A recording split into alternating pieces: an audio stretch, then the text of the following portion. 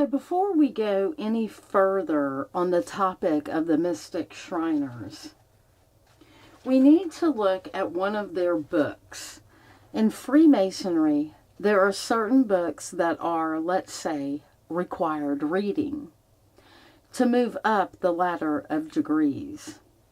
One of those books is called The Initiates of the Flame by Manly P. Hall, one of the most noted 33rd degree Freemasons in American modern history.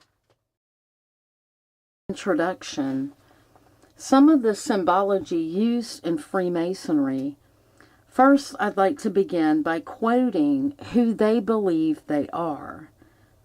Quote, "Purified ones they are, who have renounced the life of this sphere in order to guard and protect the flame, that spiritual principle in man, now hidden beneath the ruins of his fallen temple."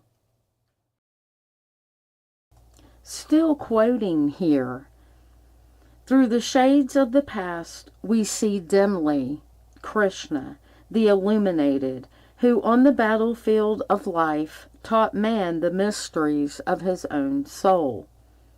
Then we see the sublime Buddha, his yellow robe not half so glorious as the heart it covered, and our own dear master, the man Jesus, his head surrounded with a halo of golden flame, and his brow serene with the calm of mastery. Then Mohammed, Zoroaster, Confucius, Odin, and Moses, and others no less worthy, pass by before the eyes of the student. They were the sons of the flame. From the flame they came, and to the flame they have returned." Close quote. So let's break that down. Let's break that paragraph down.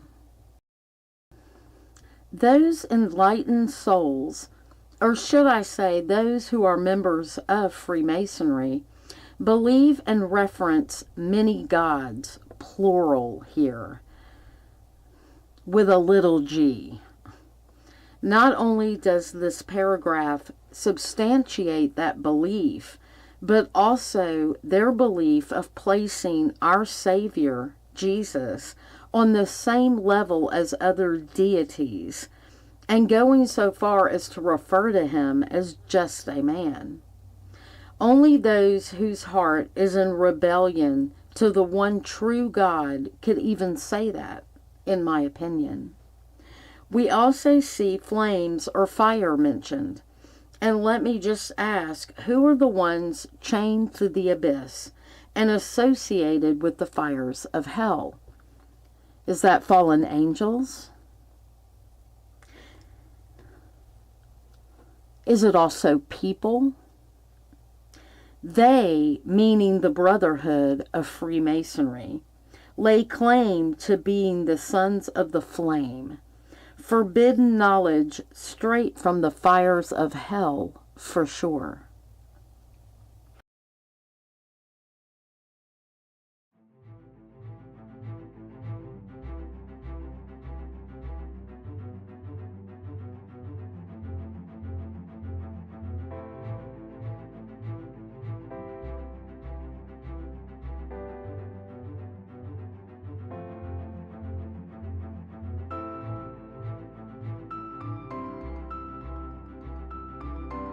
The book, and still quoting here, specifically Mr. Hall is really laying it out here for us. Quote, "For the power that has made them masters has shown them the brotherhood of all life." Close quote. What brotherhood could this 33rd degree Freemason be referring to here? Goes on to explain about the fire upon the altar.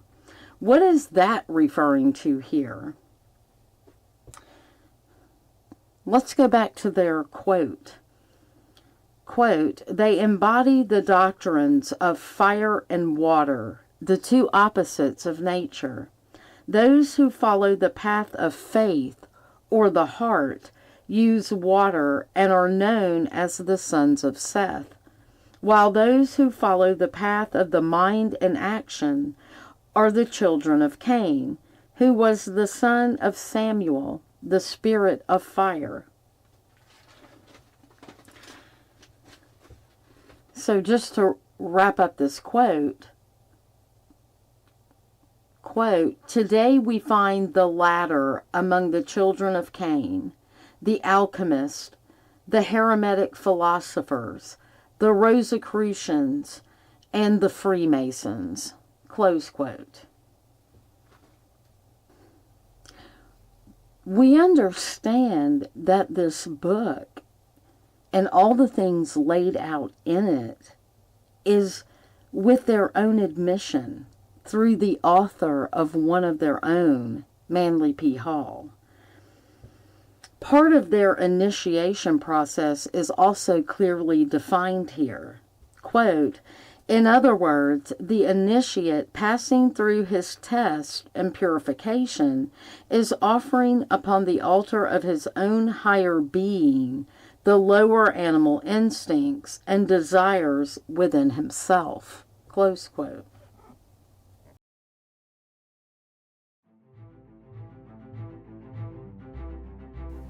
Only those practicing in the occult would say this. And this is really defining what the brotherhood calls a living sacrifice. And what exactly does that mean? Well, it means the scapegoat. There are many positions in a Freemason family, and the scapegoat is just one example. The scapegoat also goes back to the Bible, biblical references. And we'll explain that further later on. Think of a sacrifice that usually ends in unaliving yourself, except this one is allowed to live within the abuse, always walking the edge, so to speak, within its family, between life and death. At least that's been my experience. Going back to the book and still quoting, among the Masonic brothers, we also find what is called the symbol of mortality. It is a spade, a coffin, and an open grave, while upon the coffin has been laid a sprig of acacia or evergreen.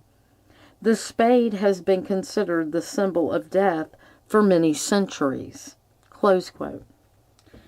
In this book, we are also beginning to see the many uses of symbols that Freemasons learn upon their initiation into the brotherhood. And the spade is just one example. Why? It's a secret, unspoken language that has been kept veiled for so long, successfully.